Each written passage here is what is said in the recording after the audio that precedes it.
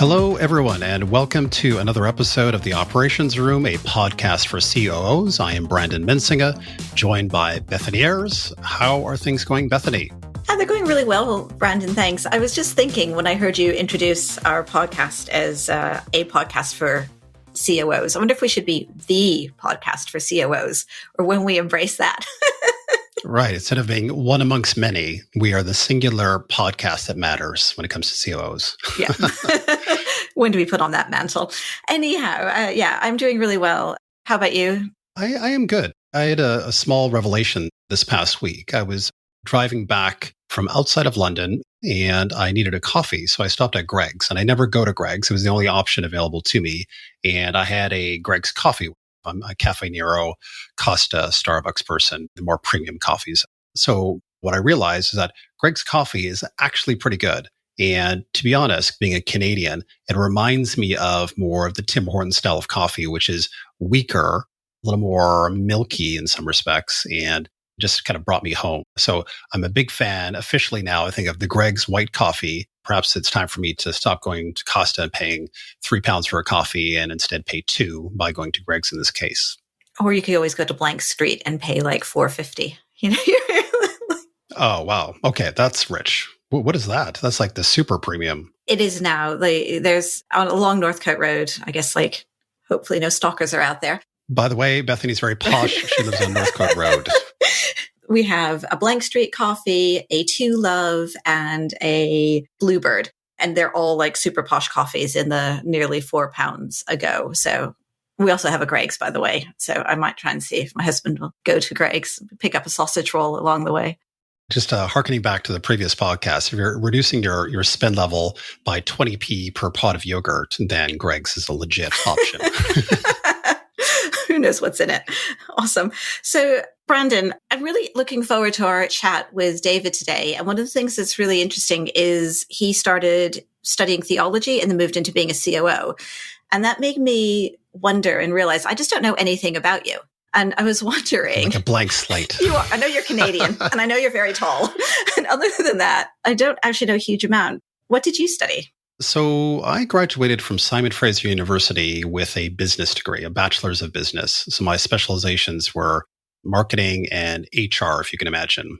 But interestingly, or maybe not so interestingly, I was actually taking accounting. That was my focus. And then I realized at some point that accounting is the most boring professional on the planet, and quickly realized that there must be something more interesting out there.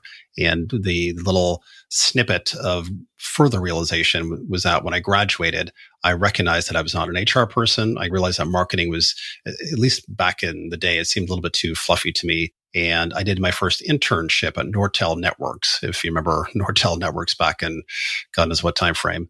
And I interned as a product manager. And that was the first time I had realized A, this job existed, and B, it was just a perfect marriage of what I actually was interested in, which is technology, marketing, and just really that geek flavoring around product and features and functionality. Interesting. Nortel takes me back. I did like a semester abroad in the UK at uni, and one of the people I lived with was going to, I think it was Nortel, and I was like, what is that? He's like, oh, it's IT. And I was like, what's IT? And he's like, it's information technology. I was like, what is that? That doesn't mean anything. What's information technology? That's so made up. Little did I know from like 1999 what the world was going to actually be like. So then you moved into product. Yes, I moved into product. I started as a product specialist, and over the course of roughly about 8 years, I went from being a product specialist to a product manager to a senior product manager to professional services manager, director of product, VP of product, and general manager. So I escalated from being, Mr. Entry-level guy to effectively the pair with the CEO in this case to really help run the business, which was a bit of a precursor for what I do now. Being in that general manager position, working with the CEO, I was clearly in over my head. My hubris had built up over 8 years because I kept getting promoted. I was like, I'm fabulous. People love me. I know what I'm doing. And especially when you're in your 20s, you're like, yeah, I'm the person. Totally. Yeah. So I finally got put in this position where I was formally and officially in over my head. I was put into board meetings at that point, and I was not good. I did not know how to build relationships with these people. I was nervous. I had no real confidence going into those sessions. at some point, the CEO sat me down and literally told me that. It was quite a brutal session. He was like, Brandon, you are not good at doing this. Here's the reason why. You're not doing this anymore. Here's the reason why.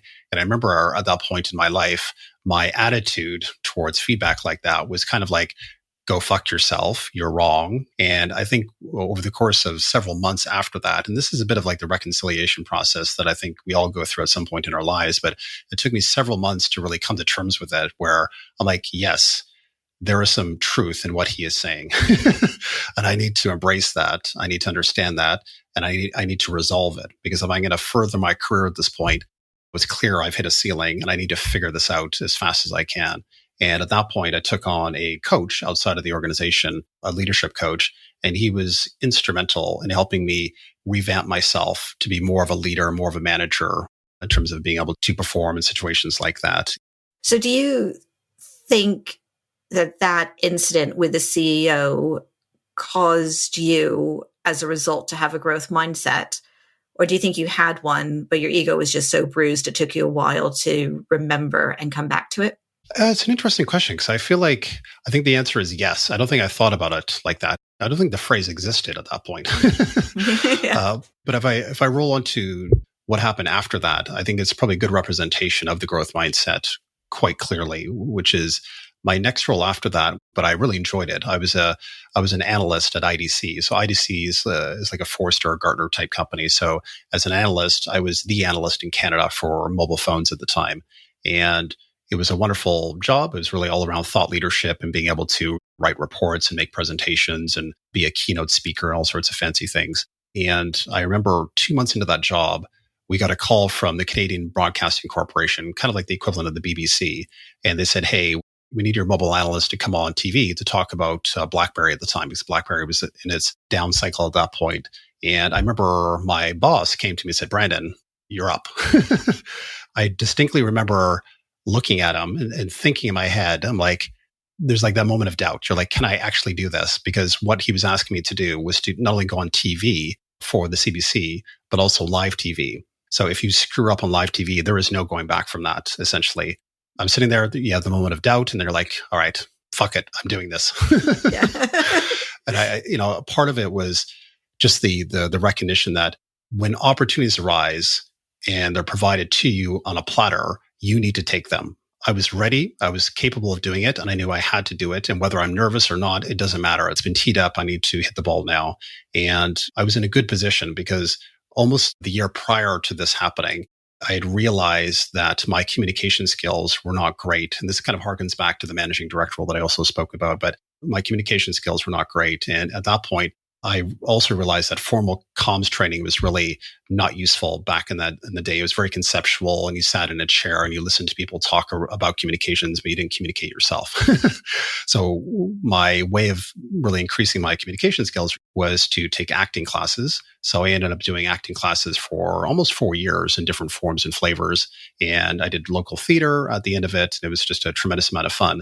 But in particular, what I learned was what's called the Meisner technique. And the Meisner technique really is based on when somebody says something to you, it literally doesn't matter what they say. It matters how they make you feel. And you need to take that feeling and respond back with a feeling back to that person, again, irrespective of what the actual text is in this case. So it's a very particular technique that is really based on how you interact at a human level. And that core skill set and communication capability, which kind of culminated in some of those theater productions where you have to be able to communicate to an audience and so on. All that was there. And when this opportunity came up to go on live TV, I was like, all right, let's do this. The interview went off quite well. And then from that point, I became the BlackBerry guy. So I got called back repeatedly to the CBC and to other news networks to talk about the downfall of BlackBerry, because all the broadcasting networks look at each other. They look at who the analysts are, and you get calls essentially. So what ended up being a critical decision for me in a lot of ways, because it allowed me to blossom into really a communicator, on a broadcast level. And now you're co-hosting a podcast. The podcast for Exactly, COOs. yes. Yeah, culmination of all of this training. Okay, so with that story out on the table, out on the podcast, we've got a phenomenal topic for today, which is all around this concept of growth. I'm pleased to welcome David Norris to the podcast today. David is Chief Growth Officer at Holiday Extras. Previously, he has been a COO 4 times and a VC, and also a non-exec director. And interestingly, originally studied theology and is also writing a book about growth, personal growth, and also growth in businesses. So David, with all of that information, so many questions to ask you. But first of all, I'd like to officially welcome you onto the operations room. Thank you. Glad to be here. I'm tempted to start where we are today, but instead I'm going to start at the beginning and ask you, how has your theology degree shaped the type of COO that you are? That's very interesting. So I fell into theology not because I was particularly religious. I was just interested in people, and it was an angle to study people. Now, knowing what I know now, I might have studied psychology or sociology or something like that. But I'm very interested in human behavior. I'm interested in why people do things and how to influence why people do things. And I think so much about operations actually fits that mold, especially with teamwork, understanding how to build a great team and so on. And I don't profess to be an expert in any of that, but I think what theology taught me was, because it wasn't just Christian religion I studied a lot of different religions, was the ability to put yourself in somebody else's shoes and try and see the world from their perspective. And I think that's invaluable in any role in business. What I realize is that I came into business in a very ignorant state of mind. Having studied theology, I didn't do business studies. I just did not understand what all these words meant.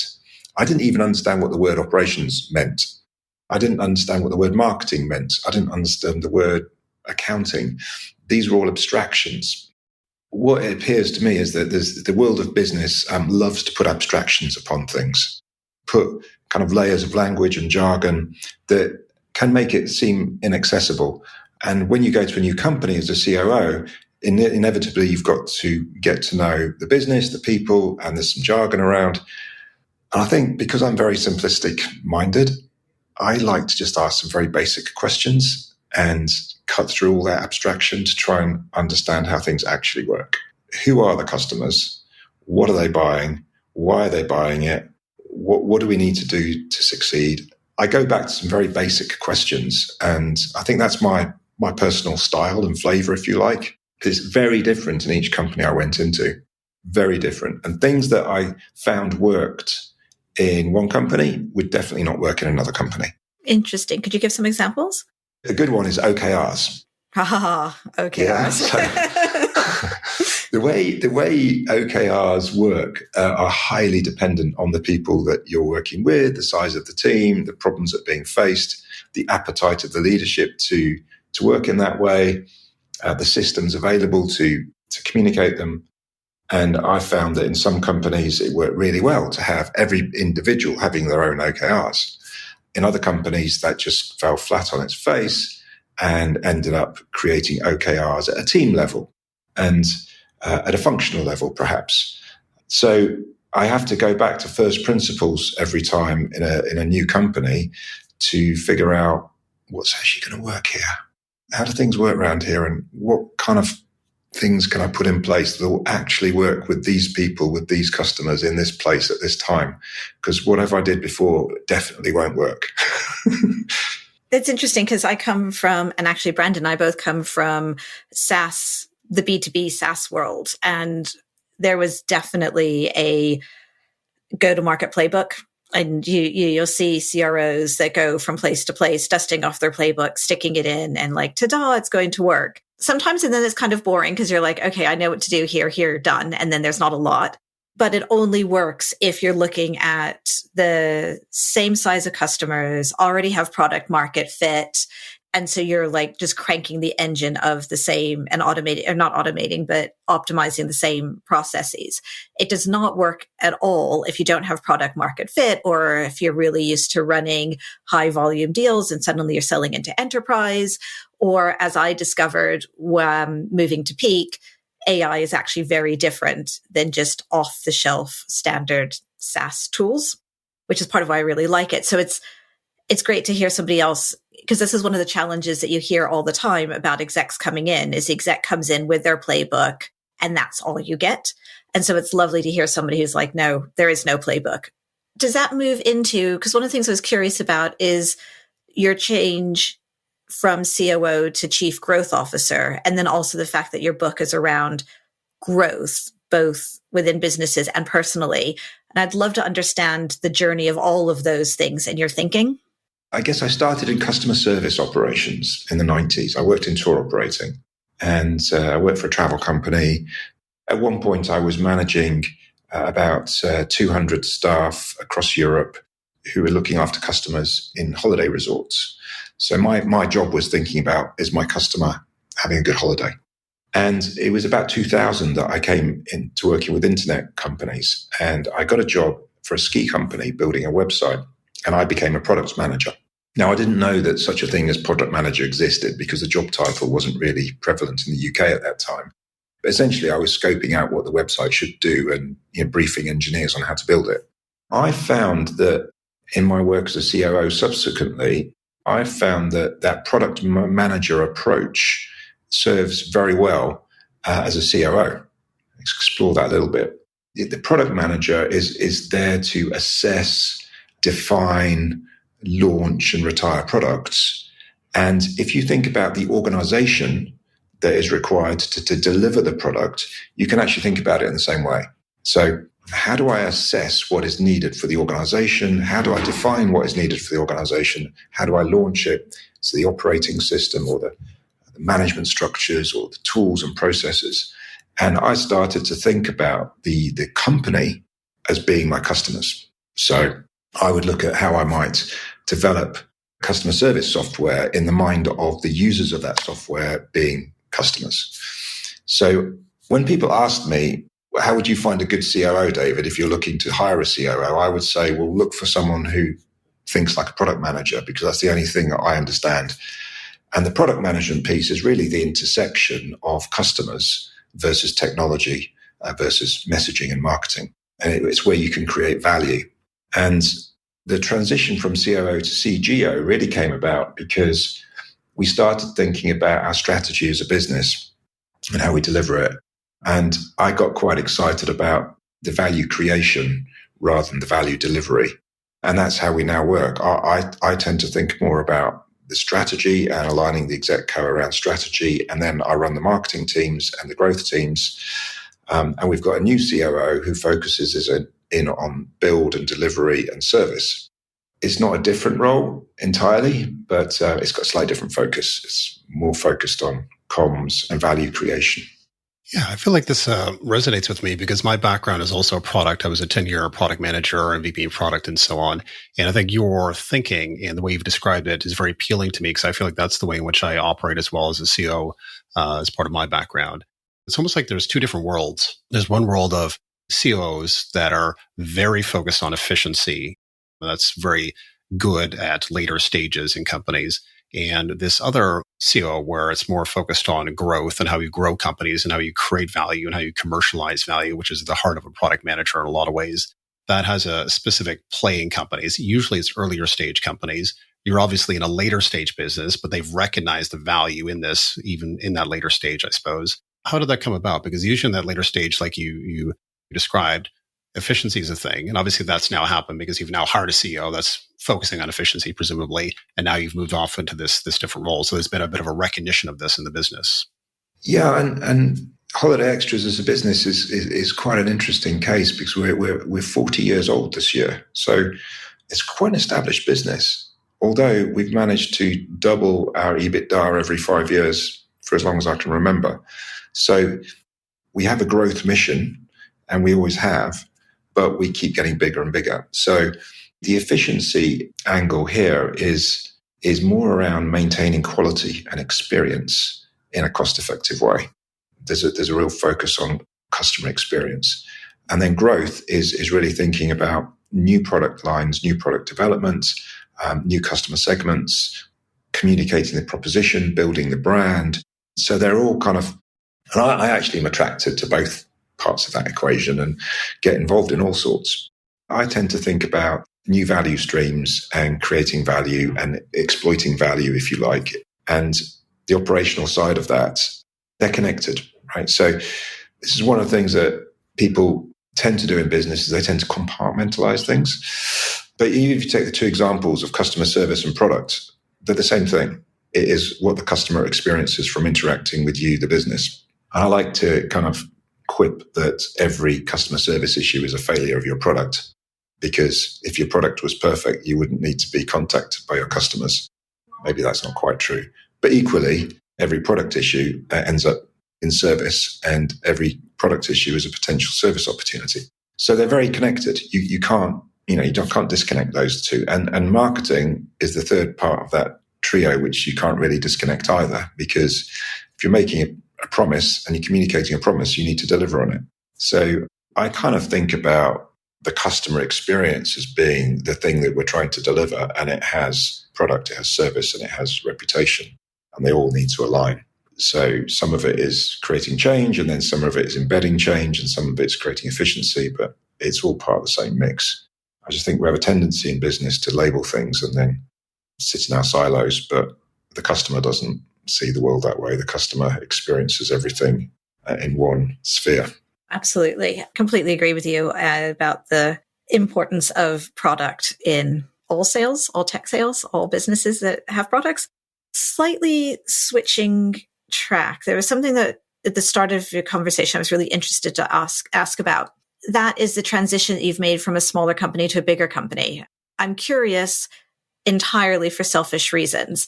I've ended up earlier in my career working for big companies, but being pretty junior, not liking it because, when you're junior, you think you know everything and could do everything much better. And then you start to get senior and you realize, I don't know anything.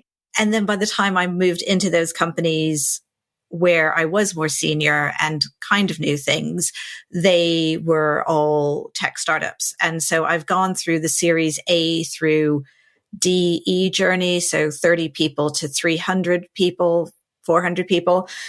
And I find that when it hits around that number, I really stop enjoying my job. And I can't tell if I'm stopped enjoying my job because I've been there for 5 years and I'm exhausted and burnt out, or if I actually like early stage better. And so just as somebody who's come in fresh at a bigger company and senior. So you've touched on a topic close to my heart, which is the fact that group size is a massive, massive determinant of how humans behave. When you go from 50 people to 150 people, you increase the size of the group by 3 times, but you increase the number of possible relationships by 10 times. And it doesn't necessarily mean there's 10 times more complexity, but there's definitely more than 3 times the complexity. And this creeps up on people, and you see it in startups where there's maybe a handful of people starting the company with, say, 5 to 10 people, and they wonder why everything's difficult when they get to 40 or 50 people. And unless they change the way they work, it will be difficult, because the way they worked previously was optimized around a smaller group. I use the analogy of a hunting party. If you go out, this is an imaginary scenario that you're on the savannah 10,000 years ago and you're going out early morning to go and hunt for some game to bring home for the tribe for the night. A group of 6 or 7 people would go out on a hunt and would work in real time together to optimize their situation and maximize the opportunity of bringing home some dinner. You don't necessarily need lots of leadership structure in that situation. You just need good coordination and real-time discussion. But as the group gets bigger and you come back to the village and maybe there's 30, 40 people there are families and there are senior people in that organization. And perhaps those senior people sit around the fire at night talking about important things. And that's a certain type of behavior. You then grow again to, say, 150 people. That's very different. That's like a village. In a village that you've got a school teacher, you've got a police person, you've got somebody in charge of the bread shop. People have roles. And to get stuff done, you don't just go and wander over and ask somebody to do something. You have to go through the correct channels. And that becomes more and more the case the bigger the groups get. So in the case of 300 people, you're probably a big village or a small town at that point. And you probably have to deal with the equivalent of the mayor and the council and all these types of characters. So I think it's just inherent in the way humans are that we organize ourselves differently depending on the size of the group. But as the company grows, people don't necessarily see that happening. So they can stumble into these areas of being under-optimized for communication because they're behaving in a way that was suitable for a smaller group. Now, coming into a big company, having been in a small company, is a bit of a shock. I mean, prior to coming to Holiday Extras at 800 people, I was working in a company at 16 people. It took me quite some time to adapt, and it was a slightly different pace. And a couple of examples. What was different? Well, I learned the importance of writing down things. In a big company, you have to be very good at doing things like writing papers, writing briefs, explaining the situation, presenting data to share, socializing information. You need to be good at convening groups of people. You need to be good at planning and figuring out how to make something happen by thinking ahead about all the different interactions you're going to need to put in place to make this thing happen.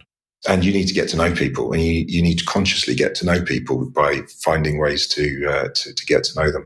Techniques and strategies which you don't need to worry about so much when there's only 16 people in the room, because you get to know everybody on day one. And if you want something, then you just go and talk to them. I think, as a mental shortcut, the way to think about it is, what is the size of the group, and therefore what are the behavioral structures that work best for that side of group? And therefore, as a CEO, what can I do about that to bring those structures into play? I don't know if that resonates at all, but that's the way I tend to think about it. Yeah, no, that makes sense. Is there any kind of practical ways of thinking about it? Because obviously when you get to 200, 400, 800, there's going to be different types of approaches you're going to want to take as a CEO to shepherd people, navigate people along certain pathways. Is there anything that you could reveal to us, or any revelations you've had around any practicalities that a CEO listener right now could really take home? I think the horizon that you're working to in terms of time naturally gets longer the bigger the group is. So I'm thinking at the moment of a 5-year horizon. I'm thinking, what does the company look like in 5 years? What are we offering our customers in 5 years? And how is that different to now? And spending time with the leadership team to explore that, to define it, and to agree on where we're heading and have a clear vision on it. And in an early stage startup, that's often a lot clearer, because you've been doing that all along when you're pitching for funding, and you've got pitch decks that say exactly what you're going to try and do, but it's maybe on an 18-month horizon. It's much shorter. So I joined Holiday Extras and was trying to figure out how to get things organized. And I jumped straight into trying to work on how to get objectives in play. And people agree objectives and KPIs. I struggled, and I realize now, with the benefit of hindsight and the shock of the COVID pandemic to deal with in the meantime, that coming out of it, we now have stepped back and spent a lot more time thinking about that longer term horizon and spending time on a longer term strategy and vision. And that is now yielding results, because we're now starting to think about, what are the goals that we need to achieve in order to achieve that vision? What are the objectives that we can do to deliver those goals? What are the deliverables that we need to do in the short term to achieve those objectives? Building that framework is something that I didn't have the luxury of doing when I first joined. And I realize now in retrospect that the bigger the company, the more important it is to have that very clear long-term vision stated, communicated, socialized, and aligned upon. If you think of that as being a pyramid or a stack where it goes from purpose and vision at the top and going through to objectives and deliverables at the bottom, it's very difficult to start in the middle of that stack. I've learned the hard way that I need to start at the top of that stack and then work down the stack. So this is where perhaps I'm spending more of my time thinking about the top of the pyramid, and our CEO is thinking more about the middle in terms of the delivery of that strategy. That's the learning, I think. Equally, if I went into a small company with 10 people and started talking about a 5-year vision, and it might just seem a little bit abstract for people. So, David, you've mentioned learning a lot in that last answer. I'm going to pull back to the start of the conversation again around the book that you're writing, and it's about growth, but it's not just about business growth, but personal growth as well. I just thought that would be interesting to understand that element. And do you have a set of questions for personal growth in the same way? Yeah, so I kind of only realized in recent months that there is a big connection.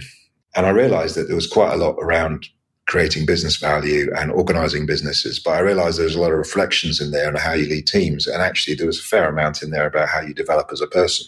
It struck me that in order for companies to grow, their leaders also need to grow, and their leaders need to have a growth mindset. And what I mean by that is the humility to accept that you don't yet know enough and that you are always learning, and to search for new learning as you go.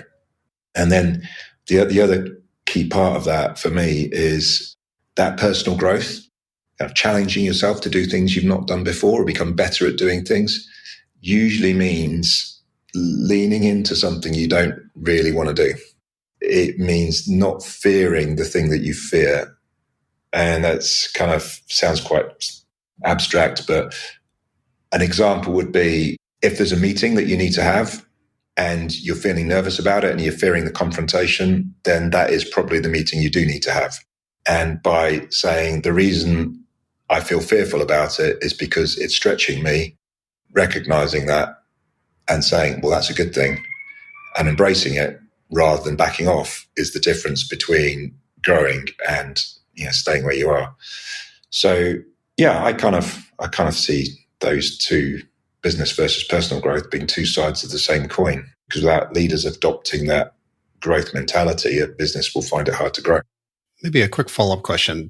I was in a situation many, many years ago where I was given feedback. The feedback was quite harsh, and you go into this scenario where you start doubting the veracity of your skills. And I guess from a growth mindset point of view, as to what you're describing, what's a good way to think about that kind of scenario? Sometimes the way to get over them is to put yourself in a tribe of people that you align with, because it may well just be that you're in the wrong tribe, and it can be better just to leave and join another tribe where people like what you do and value what you do. That is definitely the case. I think it's such a challenge on, is it legitimate feedback or is it because of a system? So company that you're not fitting into. As women, we just don't fit in general as much. There was a recent article, I can share it in the episode notes, that's come out that basically women are criticized for everything at work and in a way that we can't. So we're too ambitious or we're too passive. We don't do this, we don't do that. So just for the women listeners out there, I think you do have an added challenge, not just what David you're talking about is completely am I being bullied? Am I in a situation where I just don't fit in? Or is it legitimate? Or is it because there's just a higher bar and I need to figure out which parts can I learn from and which parts do I just say, well, that's for somebody else. That's somebody else's problem. It's not mine. That's a great point, Beth. I think that is someone else better to do this is actually a really healthy question. And the flip side of that question is, what am I really good at?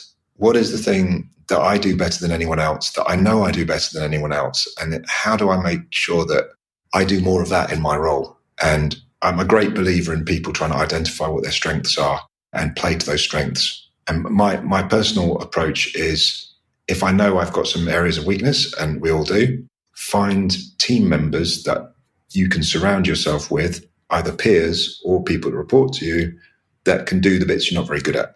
Yep. Hire those people.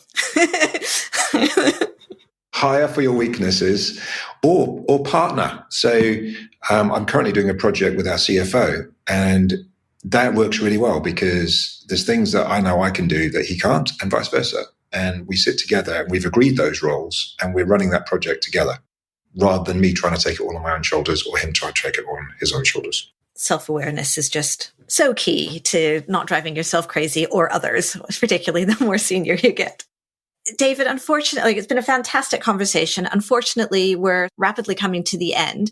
First question I have for you is, when's the book coming out? Is the blog still live? If people would like to learn more from you, how do they get in touch? Thank you. Well, the blog is still live. It's called Norris Node, as in a node in a network, and my surname, Norris, norrisnode.com. I don't post that often, but when I do, something new goes up. The book I'm calling Growthodox, which I'll reveal what that means later.